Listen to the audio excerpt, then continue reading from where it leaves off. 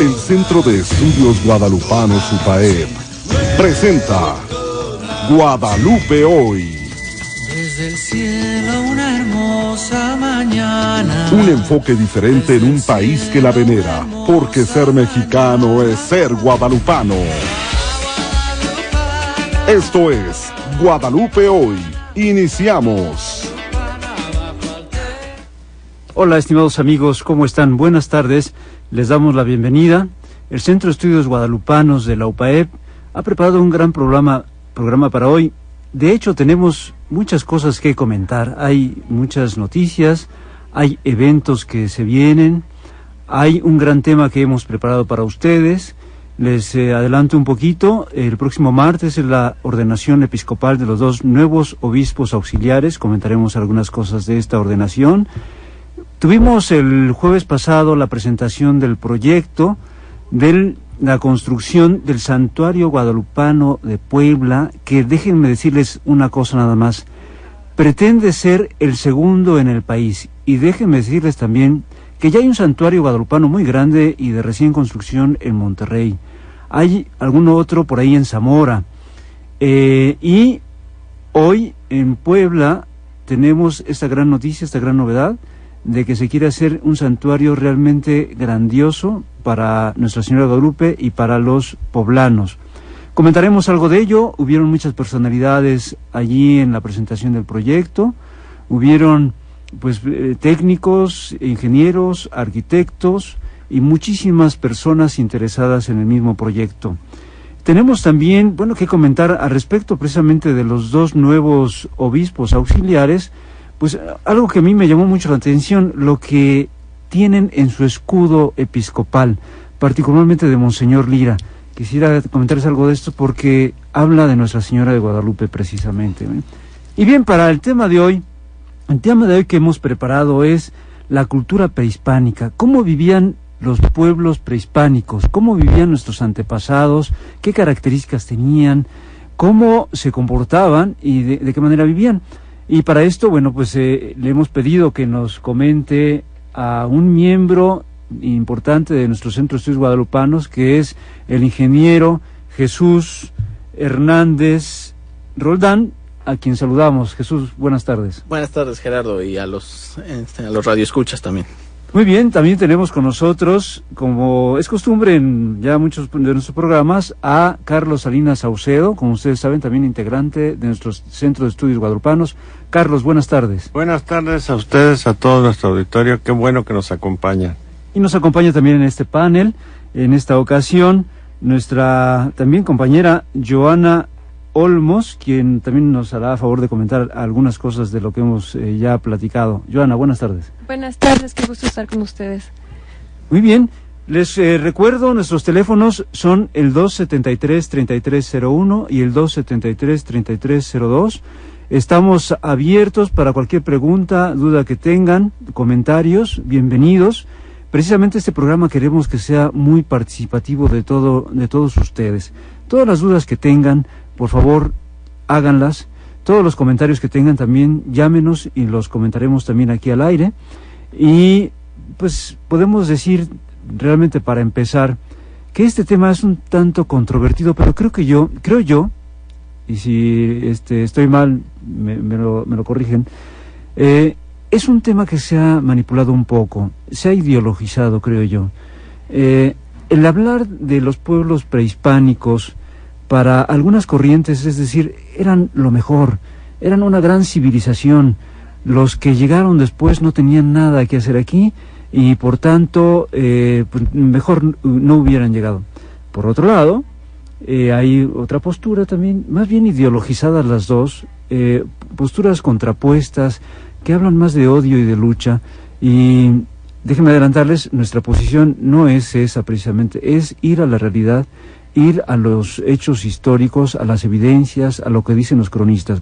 Y esa otra postura es decir, no, los que estaban aquí eran unos malvados, no tenían ningún adelanto, eran todo atraso, qué bueno que vinieron aquellos y ojalá los hubieran desaparecido. Podríamos decir que así es la postura que sí llevaron a cabo en el norte de América, ¿sí?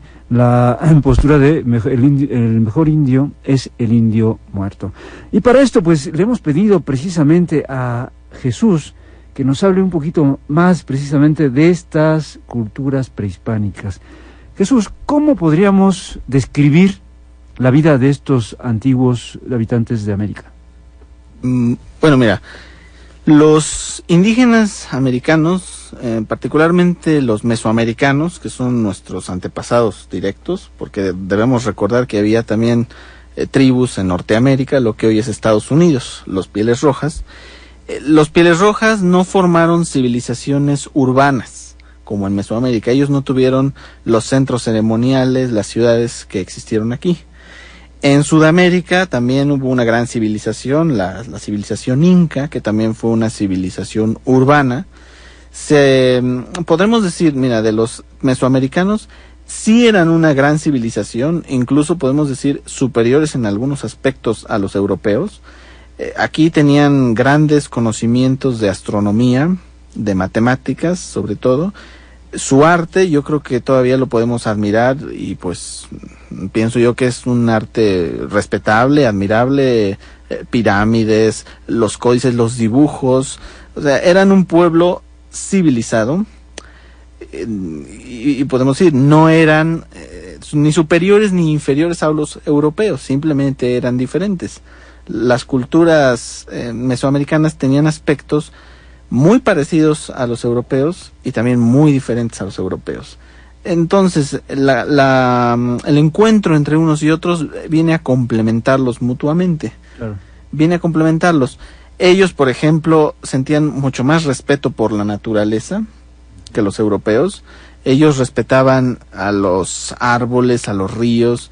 Los europeos eran un poco más materialistas en este sentido, o sea, le sacaban provecho, ¿no?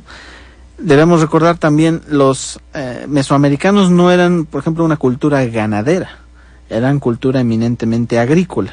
Su economía se basaba en la agricultura, básicamente. Entonces, eran pueblos organizados, con leyes, con gobiernos, eran pueblos que tenían una estructura. Esto es muy importante, no eran unos bárbaros desordenados que andaban ahí en los bosques, como, bueno, pues hay ciertas corrientes muy negativas hacia ellos, ¿no? También, bueno, hay algunas costumbres de ellos que hoy nos parecen, pues, verdaderamente bárbaras, por supuesto, ¿no? Los sacrificios humanos hoy en día son vistos como una auténtica barbarie.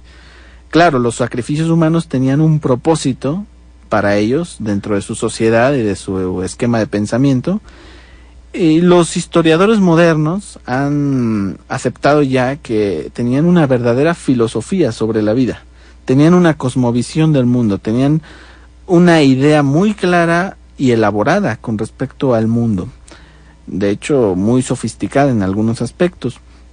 Entonces, nuestros antepasados mesoamericanos, a veces se suele decir, es que nuestros antepasados aztecas, no, hay que recordar que Mesoamérica era un conglomerado de pueblos. Ya había habido otras civilizaciones que anteriormente alcanzaron un gran esplendor y se habían derrumbado poco a poco. Los mayas, por ejemplo, tuvieron una época muy brillante. Ciudades, Uxmal, Bonampak, Chichen Itzá, Palenque, poco a poco fueron decayendo. Y otras culturas fueron sucediendo a aquellas. Los toltecas tuvieron su gran civilización en Tula. Teotihuacán en su época fue también un centro de atención de todo el mundo. Así que en su época gloriosa todos los caminos iban a Teotihuacán. Poco a poco, pues, había en distintas zonas de México, los tarascos en Michoacán, los mixtecas y los zapotecas en Oaxaca, los otomíes en todo lo que era Tabasco, Veracruz, y aquí en el centro de México surgieron los aztecas. Los aztecas eran un pueblo que originalmente era una tribu verdaderamente de vagos, de vagabundos. Ellos venían del norte de México, de Aridoamérica. No se sabe bien a qué grupo de los Pieles Rojas pertenecían, pero eran de ese tipo de indígenas, incivilizados, y venían vagando por todo México. No se sabe bien desde dónde venían, Y bueno, la leyenda dice que venían con un mandato de su dios Huitzilopochtli de asentarse en un lugar en el que vieran un águila parada sobre un nopal devorando una serpiente. Esto, bueno, más tiene de legendario que de histórico. Los aztecas venían del norte y poco a poco, bajando por México, llegaron a lo que hoy es el Valle de México, la zona del lago de Texcoco, donde llegaron pues a encontrarse con reinos, lugares y situaciones ya establecidos, y ellos llegaron como un grupo advenedizo. Sí, bueno, algo interesante, yo creo que para recapitular en este pequeño segmento, podemos decir que eran, bueno, personas iguales a nosotros y a los europeos en ese momento, ¿no? Con la dignidad de hijos de Dios. Y, bueno, evidentemente su desarrollo había sido diferente. En algunas cosas había cosas admirables y otras cosas, pues también tenían algunos, digamos, cosas más atrasadas que los europeos, ¿no? Muy bien, vámonos a un corte. Les recuerdo los teléfonos 273-3301 y 273-3302. Estamos a sus órdenes. Llámenos para sus comentarios o preguntas. Regresamos. Ser mexicano es ser guadalupano. Desde el cielo una hermosa mañana. Estás escuchando Guadalupe Hoy. Esto es la estación de tu ciudad, 1090 AM, al servicio de Puebla. Fíjate en tu cuenta, patrimonio. Tu cuenta del retiro, patrimonio. Fíjate en tu Afore, patrimonio. Si con ella te vas a pensionar. Tu cuenta de ahorro para el retiro es parte esencial de tu patrimonio. 01800 500747 y www.consar.gov.mx. Con el ahorro para el retiro construimos un México más fuerte. Gobierno federal. Este programa es público, ajeno a cualquier partido político. Queda prohibido el uso para fines distintos a los establecidos en el programa. Mes del Niño en Galerías Puebla. Bikini algodón estampado para el niño. Talla 2 a 16 años. 9 pesos 90 centavos. En Galerías Puebla, que es un amor de tienda. HR 1090 AM, al servicio de Puebla. Esto es Guadalupe Hoy. Un enfoque diferente en un país que la venera. Desde el cielo una hermosa mañana. Pues bienvenidos nuevamente, les recuerdo los teléfonos 273-3301 y 273-3302, esperamos sus llamadas. Les recuerdo que estamos hablando de las culturas prehispánicas y tenemos aquí con nosotros a Carlos Salinas, Jesús Hernández y Gerardo Valle. Muy bien, algo que quisiera antes de continuar comentar en este momento, porque después nos gana el tiempo, es el proyecto del Santuario Guadalupano. Y Joana, precisamente, ¿qué nos puedes decir de este proyecto? Pues sí, el pasado 7 de abril fue la presentación de este evento por parte del señor arzobispo de Puebla, Monseñor Víctor Sánchez Espinosa, junto con sus obispos auxiliares. Este es un proyecto que se ve cada vez más necesario debido a la gran cantidad de gente que va cada mayo a visitar a la Virgen, el 12 de diciembre también. Entonces, en este año 2010, Seguridad Municipal reportó que al menos 150,000 personas visitaron este santuario, y dado a la gran cantidad de gente, pues es un proyecto muy importante. Sí, les describo un poco la presentación del proyecto. Inició a las 7:30 con algunos cantos hechos por un coro de más de 30 niños, preciosos los cantos. Después se le sumó un coro de jóvenes, que eran más de 20. En algunos momentos cantó primero el coro de niños, luego el coro de jóvenes, y luego juntos. Fue extraordinario. En segundo lugar, hablaron las diferentes, personas que están colaborando con el proyecto. Una de ellas es la señora Coral Castillo, quien habló precisamente de la importancia y la necesidad de este gran santuario. Como ya decías, Joana, cada año en la Feria Guadalupana se congregan más de 100,000 personas en el Seminario Palafoxiano, cuya capilla está dedicada a Nuestra Señora de Guadalupe, y se le conoce como Feria Guadalupana precisamente porque es en honor de Nuestra Señora de Guadalupe y todo es alrededor de ella.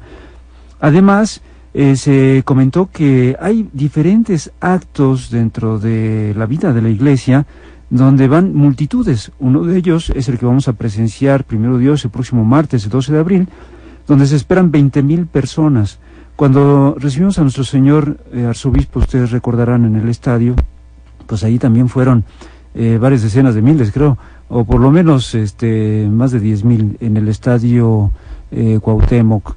Posteriormente, cuando hizo su entrada a la catedral, evidentemente la catedral era sumamente insuficiente. De hecho, se comentó ahí mismo que si bien don Juan de Palafox terminó esa catedral, la catedral fue planeada para el culto de los canónigos, del señor obispo y de muy poca gente. O sea, la capacidad de la catedral es muy, muy pequeña, ¿no?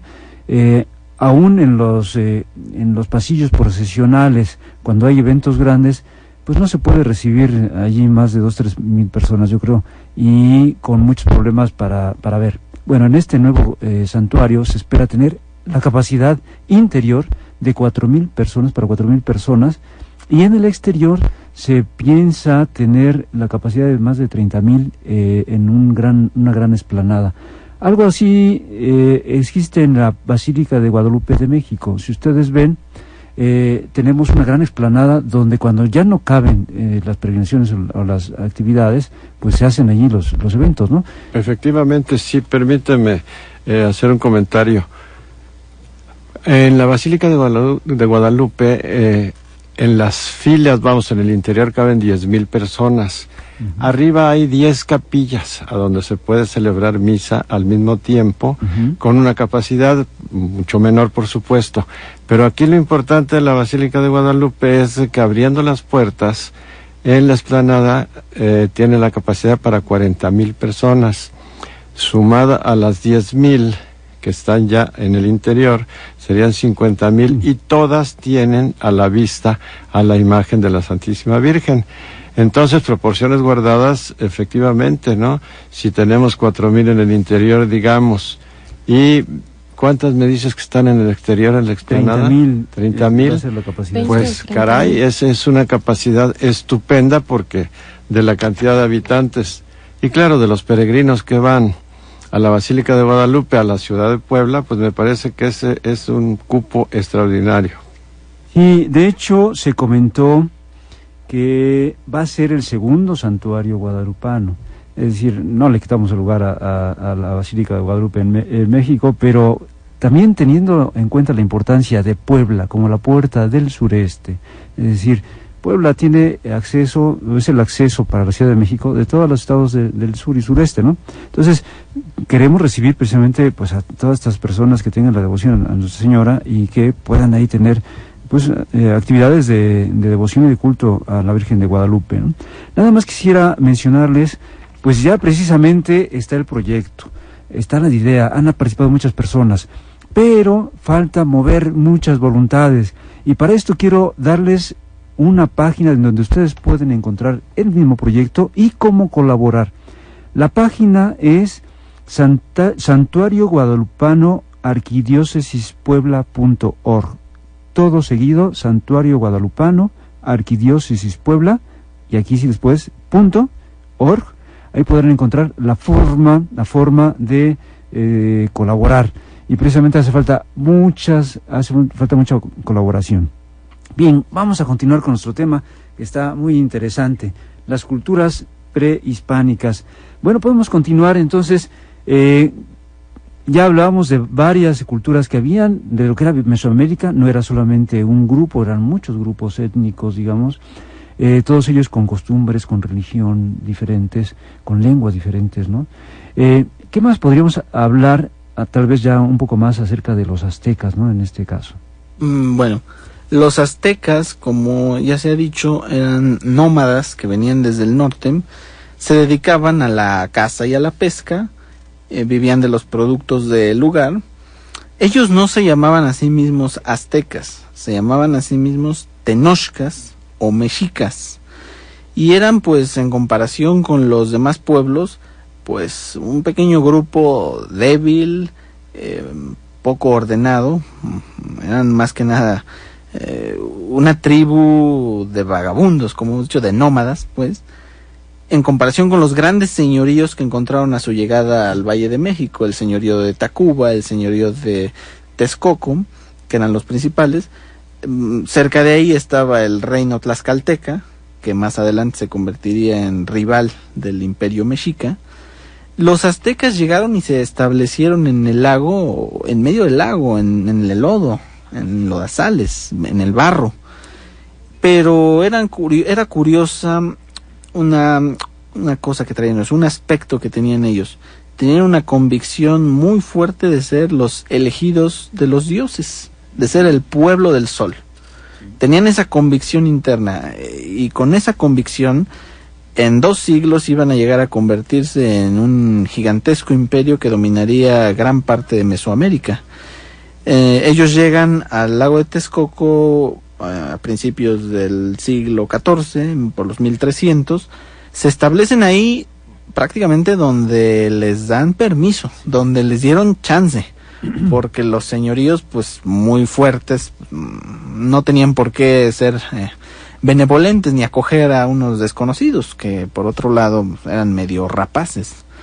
Llegan ellos y se establecen, erigen un templo a su dios Huitzilopochtli, era su dios tribal, su dios, como digamos, insignia, su dios principal, y de entrada no tenían quien los gobernara y piden un príncipe, Tecpaneca, que fue su primer Hueytlatoani, que fue el título de su gobernante.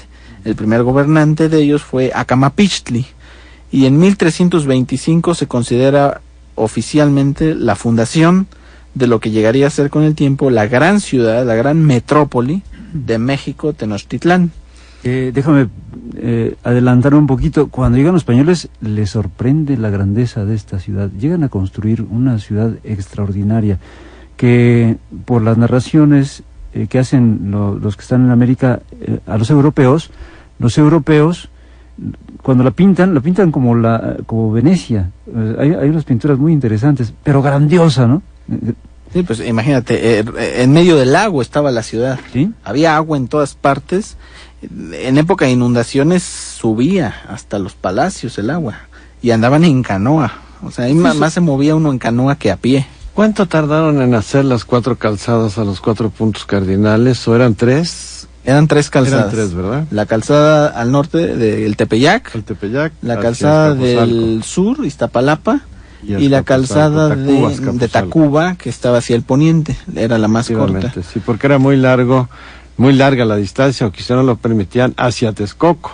Sí, yo no sé ahí qué razones técnicas habrá habido para no construir 4 calzadas, pero las otras 3 conducían a tierra firme. No te sé decir ni cuándo las empezaron ni cuándo las terminaron. No hay un registro que yo conozca, puede que sí lo haya, exacto de cuándo se empezó y cuándo se terminó, y de cómo lo hicieron y quiénes lo hicieron. Todavía hay muchos aspectos de su ciencia y su tecnología que nos permanecen desconocidos. Cuando los españoles llegaron, mucha información de este tipo se perdió. Hoy no sabemos exactamente cómo construyeron su ciudad, cómo lograron establecerse firmemente en el lago. El caso es que con el tiempo llegaron ellos a dominar poco a poco a los señoríos que los rodeaban. Hubo guerras, por supuesto. La guerra más famosa fue contra el señorío de Azcapotzalco. Se aliaron ellos con Texcoco y Tacuba, y finalmente derrotaron al tirano Tecpaneca Maxtla, y con esto se fundó algo que se conocería como la Triple Alianza: Tenochtitlán, Texcoco y Tacuba, aunque eventualmente Tenochtitlán llevaba la voz cantante, y Tacuba y Texcoco eran como que los señoríos secundarios, adjuntos y sometidos evidentemente a Tenochtitlán. Fue evolucionando su sociedad, por supuesto, conforme creció su poder. Fueron surgiendo la clase sacerdotal, la clase guerrera, la clase gobernante. Su Hueytlatoani finalmente pasó a ser un gobernante dinástico, y poco a poco se formó una verdadera civilización que estaba en pleno esplendor cuando llegaron los españoles. Eso es muy interesante. Bien, pero seguimos hablando de este tema en un momento más. Recuerden, nuestros teléfonos son 73 33 01, 273-3301 y 273-3302. Participe, llámenos, háganos sus preguntas, sus comentarios, los esperamos y regresamos en un momento. Ser mexicano es ser guadalupano. Desde el cielo una hermosa mañana. Estás escuchando Guadalupe Hoy. Continúa con nosotros. Esto es Guadalupe Hoy, un programa lleno de fervor. Desde el cielo una hermosa mañana. Agradecemos la llamada de la señora Adelina Juárez Juárez, quien nos felicita por el programa y pues... Les pedimos que nos sigan llamando, llámenos al 273-3301 y 273-3302, háganos sus preguntas, háganos sus comentarios, y el tema que estamos tratando hoy es las culturas prehispánicas que había en la parte de América, lo que conocemos como Mesoamérica en ese tiempo. ¿Por qué estamos tratando esta pregunta o este tema? Bien, cuando Nuestra Señora de Guadalupe se aparece, hay una serie de circunstancias, cosas que se explican, bueno, la aparición de la Virgen se explica por los antecedentes que vienen desde la época que estamos comentando, desde los prehispánicos, ¿no? Luego viene la presencia de los españoles, que tiene otro componente, que trae otras circunstancias que comentaremos en programas posteriores, acerca, por ejemplo, de la conquista. Pero es importantísimo conocer las características de los pueblos prehispánicos. Y ya nos comentabas, Jesús, algunas de esas características tenían una civilización. Es importante imaginarnos la gran Tenochtitlán, ¿no? Me imagino cuando los españoles se asoman por el paso de Cortés y ven esa ciudad, yo creo que les temblaron las piernas, ¿no? Sobre todo si venían a conquistar. Con toda Una certeza. ciudad de más de 200,000 habitantes, organizados, ordenados, una ciudad bella, como decíamos, la ciudad de Italia, que se encuentra entre Venecia. Así la describían: canoas, flores, cultivos en chinampas. Esos cuates no eran cualquier cosa, se les habían dejado poco territorio, ciertamente, a lo mejor lo hacen, pero ellos iban por medio de lodo, troncos, iban haciendo más grande ese islote, pudiendo cultivar, y además con ese lodo y esos troncos obtenían una tierra muy fértil, y tenían lo que hoy conocemos en Xochimilco. Los cultivos en chinampas que hasta hoy día permanecen, pues vienen desde aquella época. Entonces era una civilización muy muy bonita, ¿no? Y con muchas ventajas, muchas cosas. Pero ¿qué más podemos comentar, Jesús? Pues mira, los tlaxcaltecas que ya se habían aliado a los españoles les habían prevenido. No, eso de ir a conquistar Tenochtitlán, no saben de lo que hablan, no tienen ni idea. O sea, ustedes podrán pelear todo lo que quieran, pero se van a morir de puro cansancio de pelear, porque son muchísimos guerreros y muy fuertes. Vieron la gran Tenochtitlán y ciertamente que las crónicas dicen, pues fue temor lo que sintieron. Era una metrópoli gigantesca. Ellos no estaban acostumbrados. En Europa no había ciudades tan grandes. En Europa, sus grandes ciudades como Sevilla, Toledo, Alicante, eran ciudades de 40,000 gentes a lo mucho. Esta era una ciudad de 200 a 300,000 habitantes, con construcciones monumentales por todos lados. Hay quien dice, pues entonces los españoles se debieron sentir como pueblerinos en una gran metrópoli, un azoro, un hostigamiento de la gran ciudad. Sí, los aztecas eran una civilización ante todo religiosa, eran religiosísimos. Tenían una devoción por sus dioses que hoy sentiríamos exagerada. Penitencia todos los días, rituales complicados, largos, sufridos. Las guerras empezaban con rituales religiosos también. Las guerras para los indígenas eran cosa relacionada con lo divino. No peleaban por asuntos humanos. Pelear era por pelear, eran los dioses que peleaban a través de ellos. Y cuando ellos morían en el campo de batalla, se iban a acompañar al sol en su lucha celeste contra la luna y las estrellas. Era una civilización que tenían a Dios, a sus dioses presentes en todo momento. Los frailes y los españoles llegan y se asombran de eso. Cortés, por ejemplo, dice sobre los indígenas, es que si ellos creyeran en Jesucristo con este fervor, harían muchísimos milagros.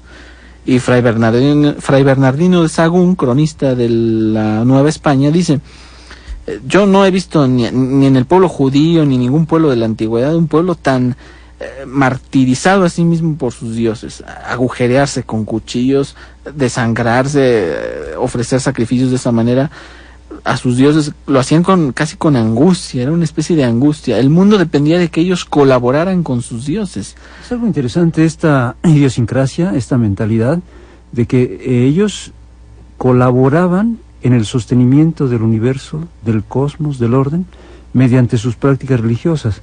Desgraciadamente algunas de estas prácticas eran, por ejemplo, el de sacrificar personas, ¿no? Sacrificios humanos, y las guerras, como bien dices, eran en función de esto, ¿no?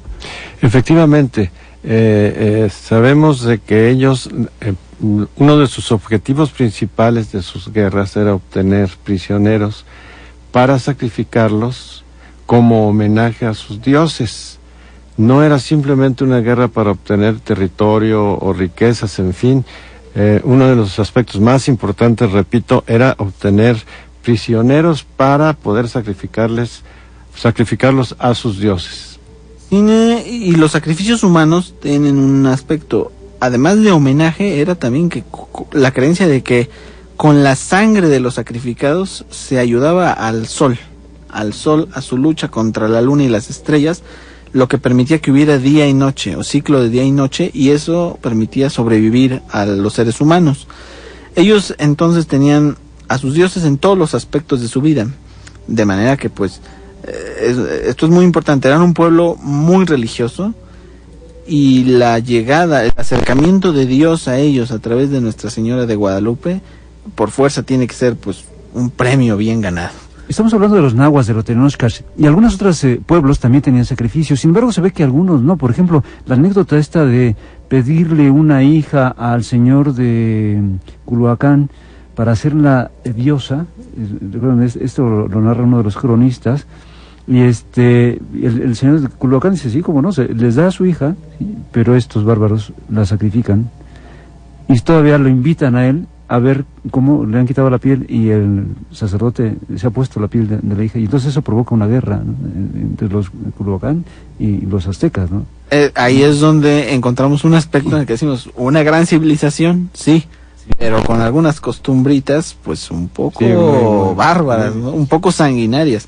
Los aztecas eran especialmente feroces. Conocemos nosotros el testimonio de los españoles cuando llegan por primera vez al Templo Mayor, ven el Zompantli con miles de calaveras formando un muro, y chorros de sangre fresca y seca por doquier, y se horrorizan, les da un asco terrible. Ellos pues para nada, ellos no pueden interpretar más que eso como un culto al demonio en su cosmovisión. Una barbarie, sí. Sacrificios y sangre en relación con Dios, pues nada que ver. Ellos venían de otra cultura completamente distinta, de la que también hablaremos. Este es un tema precisamente de choque entre las dos culturas, ¿no? Un tema en que dos europeos precisamente consideraban pues una barbarie. Ellos lo consideraban un honor por morir así por los dioses, ¿no? Entonces, ciertamente era una de las diferencias grandes que, digamos, dividieron estas dos civilizaciones, grandes civilizaciones, y que fue un encuentro que tuvo que precisamente tener algo que los uniera. Y aquí podríamos acercarnos ya a por qué estábamos viendo este tema en el programa Guadalupe Hoy, ¿no? Bien, sí, eran esos aspectos, algunos de barbarie. Ya hemos dicho también muchas cosas civilizadas, ¿no? El orden, el respeto. ¿Qué sabemos de respeto a la vida en el vientre materno? Creo que hay algo que decir al respecto. Por supuesto, los indígenas prehispánicos todos tenían un profundo respeto por la maternidad. Era una cosa sagrada. El hijo era un regalo invaluable. Le llamaban su jade precioso, su pluma de quetzal, era el florecer de ellos, la flor que ellos daban. Entonces, no, definitivamente había un respeto muy grande tanto hacia los recién nacidos, las madres embarazadas, como también hacia los ancianos. Era un gran respeto por las personas. Los ancianos, por ejemplo, eran los que decían la verdad. Los ancianos eran la gente que decía la verdad, que habían aprendido de sus ancestros, y entonces eran respetados, eran escuchados, y sus opiniones eran tomadas en cuenta para todo. Muy importante en el transmitir los conocimientos, porque ellos no tenían escritura. Vamos, su escritura o su forma de transmitir era mediante códices, para los cuales tenía que haber un conocimiento, un código, pero la mayor parte de los conocimientos los transmitían de viva voz, de generación en generación, y esto lo hacían principalmente los ancianos, ¿no? Los ancianos eran los encargados de enseñar, y de esta manera iban transmitiendo los conocimientos que habían logrado antes a las nuevas generaciones. Y eso en todos los órdenes, en su ciencia, sus conocimientos médicos que tenían herbolaria y todo eso, sus conocimientos tecnológicos, su historia. La historia era muy importante. Ellos no tenían historiadores profesionales, cronistas como existían en Europa, que en Europa había gente dedicada exclusivamente a recoger datos históricos y a compilarlos. Ellos no. Ellos todas sus historias la conocían por sus dibujos, sus códices, y por los ancianos. Los ancianos se sabían toda la historia de todos los pueblos. Jesús, ¿por qué no nos hablas un poco de los diferentes niveles sociales? Hasta donde yo sé, estaba la nobleza, los guerreros, los consejos de los ancianos, los más iguales y el pueblo en general, pero en fin, amplíanos un poco ese tema. Todo, algo muy interesante, todos los aztecas, todos recibían educación. Los hijos de plebeyos estudiaban para ser guerreros y agricultores en el Tepozcali, y los hijos de los nobles estudiaban precisamente el gobierno y la religión. Sacerdotes y la ciencia, astronomía y matemáticas principalmente, medicina también un poco. Entonces tenían dos escuelas, el Calmecac y el Tepozcali, y la educación era obligatoria y además era muy severa. Los castigos que se aplicaban en las escuelas aztecas eran terribles, hasta hay quien dice que hasta con la muerte se podían llegar a castigar algunas faltas graves. Muy bien, tenemos que irnos a un corte. En un momento más regresamos con este tema de las culturas prehispánicas para entender cómo era México precisamente cuando se aparece Nuestra Señora de Guadalupe. Llámenos, pregúntenos, háganos sus comentarios al 273-3301 y 273-3302. Regresamos en un momento. Ser mexicano es ser guadalupano. Desde el cielo una hermosa mañana. Estás escuchando Guadalupe Hoy. Continúa con nosotros. Esto es Guadalupe Hoy, un programa lleno de fervor. Desde el cielo una hermosa mañana. Agradecemos a Jesús Martínez, que felicita el programa. Muchas gracias por sus llamadas y comentarios. Les recuerdo que está la página para todos aquellos que quieran sumarse al proyecto del Santuario Guadalupano, Santuario Guadalupano, arquidiocesispuebla.org. Este santuario estará ubicado entre los campos del Seminario Mayor y Seminario Menor. Seguimos. Continuamos con esta parte que a mí me parece interesantísima. ¿No quieres seguir con el aspecto de los diferentes niveles sociales? Sí, cómo no. Había dos niveles fundamentales: los plebeyos, que eran los más iguales, los que cultivaban la tierra principalmente, y los gobernantes, que tenían varias funciones. Ellos dirigían construcciones, dirigían las guerras. Ellos participaban en los tratados comerciales con otros reinos y señoríos, y la clase sacerdotal, que principalmente eran de clase alta, los sacerdotes. Ellos eran una gente pues muy instruida.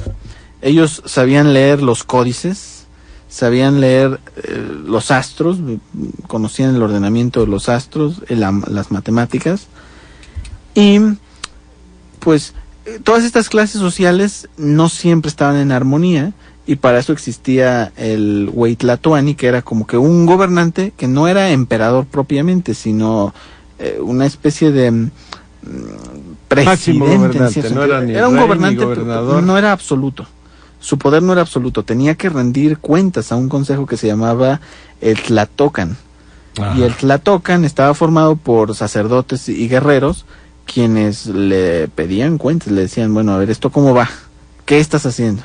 Y por ejemplo, cuando llegaron los españoles y Moctezuma los recibe, Tlatocan acabó por decirle a Moctezuma, no, ¿sabes qué? Córrelos, ya no los queremos, córrelos o hacemos algo nosotros. Mira, llegó una pregunta aquí que me parece interesante, el señor Juan José Hernández. Él pregunta, ¿a qué grupo étnico perteneció Juan Diego? Juan Diego era del señorío de Cuautitlán. Cuautitlán pertenecía al reino de Texcoco.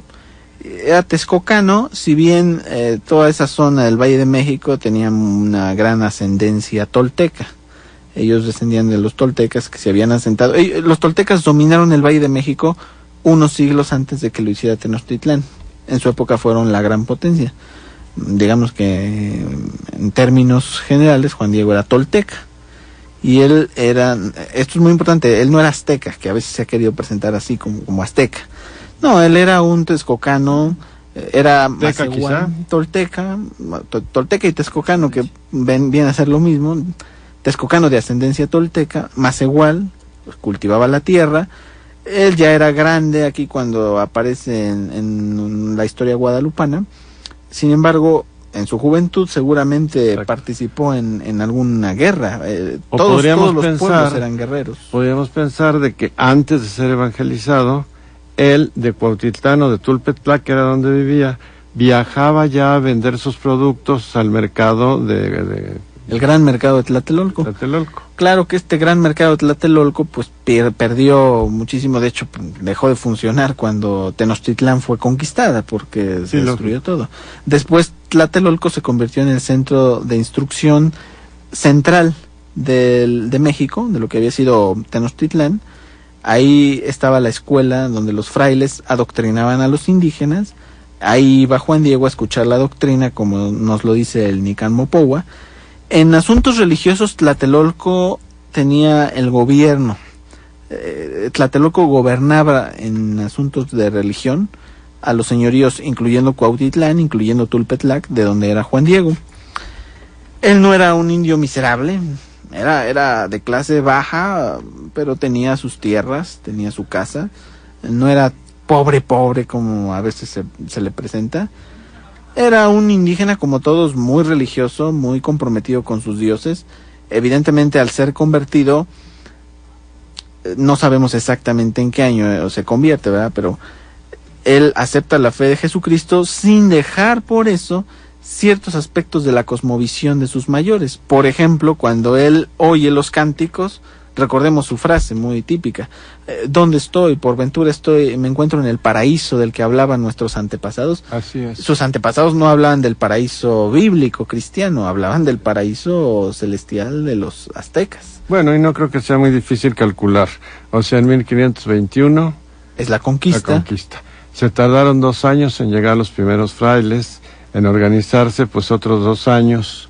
O sea, 1524-25 habrá sido la conversión de Juan Diego. Exactamente, no es difícil, de allá al 31, pues es poco tiempo. Y un dato más que me parece interesante: a Texcoco le llamaban la Atenas de América, porque precisamente parece que se distinguían como grupo en el buscar el conocimiento. De hecho, Nezahualcóyotl, si recuerdan, le llaman el rey poeta, ¿no? Tiene algunos versos, tiene también una cierta espiritualidad, un acercamiento al Dios único, y de ahí, de ese grupo viene Juan Diego, ¿no? Me llama la atención también, digamos, un poco exaltando las virtudes de Juan Diego y del pueblo azteca, que en su educación les formaban para ser guerreros, y me lleva a pensar en la educación espartana, que para muchos es un ideal de educación férrea, muy disciplinada.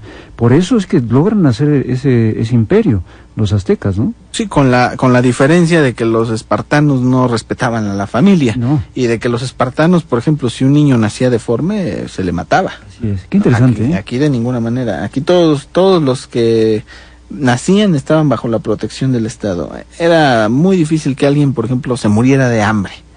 Aquí no había eso.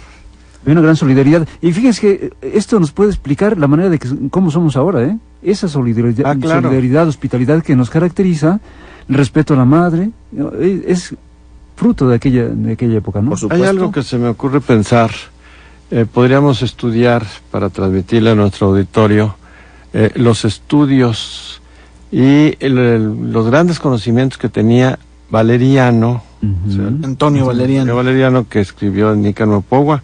Alguna vez leí que era una gente muy culta y que había pasado por varias fases de estudio a lo que podría significar ahorita actualmente, pues no sé, una carrera, una preparatoria, en fin, había llevado una serie de estudios importantes, por eso era lo que era y por eso logró escribir tan poéticamente la historia que oyó de Juan Diego. Y siendo justos, debemos admitir que buena parte de su instrucción se debió a los frailes. Efectivamente. Él escribió, pues, en letras occidentales, el Nícanor Pogua. No, los frailes tuvieron el Nícanor Pogua pictórico.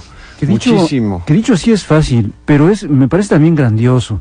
El escuchar en lengua náhuatl y escribir con grifos o con letras escrituras latinas, sí, es toda casi una nueva cultura. Además, yo me atrevo a aventurar que los frailes sí entendieron que lo que hacían ellos, que los españoles juzgaban como barbarie, entendieron que lo hacían por respeto a sus dioses, y lo cual pues facilitó, entendiéndolos, su gran tarea que realizaron en tan poco tiempo, ¿no? Sí, ya veremos la posición de los españoles y los evangelizadores, que también había divisiones ahí, ¿no?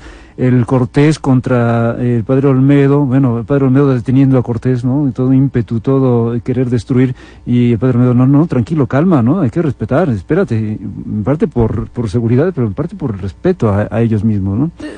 Vamos a continuar este programa con todos estos temas que nos parece muy interesante, porque es empezar desde el principio con un panorama general de las costumbres y demás, en los cuales terminó con la aparición de la Virgen de Guadalupe, ¿no? Ahí fue un parteaguas importantísimo para que nuestro auditorio pues sepa y aclare las dudas que pueda tener.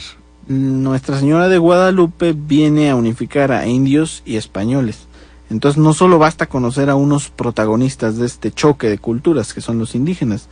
Vamos a hablar posteriormente de cómo eran los españoles, qué opinaban ellos de la guerra, de la vida, de su Dios, y por qué eran tan radicalmente distintos de los indígenas que el encuentro es un verdadero choque en todos los aspectos. Bueno, yo creo que vamos a ir cerrando este programa. ¿Cómo pudiéramos concluir?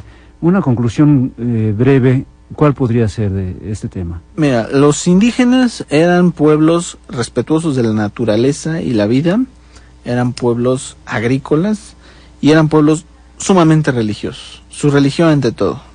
Podías olvidarte cualquier cosa menos de honrar diariamente a los dioses. Claro, un pueblo teocéntrico, ciertamente, ¿no? Y tenía grandes rasgos culturales, grandes cosas que admirar, ¿no? Tenían cosas que los españoles no tenían, ciertamente. Y por otro lado también algunas cosas que, pues sí, se prestan a calificar de bárbaras, ¿no? Bien. Algo que a mí me sorprende mucho es la superioridad del calendario azteca sobre el calendario juliano español que traían en aquella época los conquistadores. Claro, la observación de los astros había sido algo destacado en ellos, ¿no? Los observatorios que incluso hoy podemos ver. Los mayas se destacaron más, pero los aztecas también tenían una gran ciencia. Matemáticas también, conocían el cero, lo cual ya era un avance que solo los hindúes habían logrado obtener en el viejo continente. Bueno, pues hoy terminamos con este tema de la cultura prehispánica. Ya para ir cerrando, les comentamos lo que decíamos al principio del programa.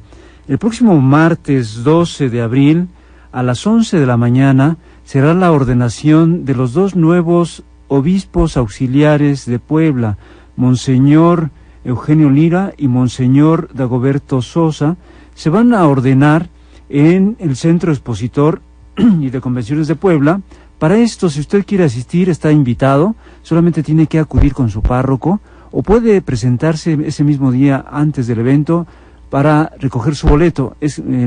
La entrada va a ser ordenada y se necesitan boletos. Entonces, o en la curia, en la esquina de la 9 Poniente con 16 de septiembre. Bueno, nos tenemos que despedir. Muchas gracias a todos. Gracias, Giovanni, en los controles. Gracias, Jesús, Carlos, Ana, muchas gracias. Una en los teléfonos. felicitación a los monseñores, porque ambos monseñores están muy cercanos a nuestra universidad, la UPAEP. Muchas gracias y los esperamos la próxima semana. El Centro de Estudios Guadalupanos UPAEP presentó Guadalupe Hoy.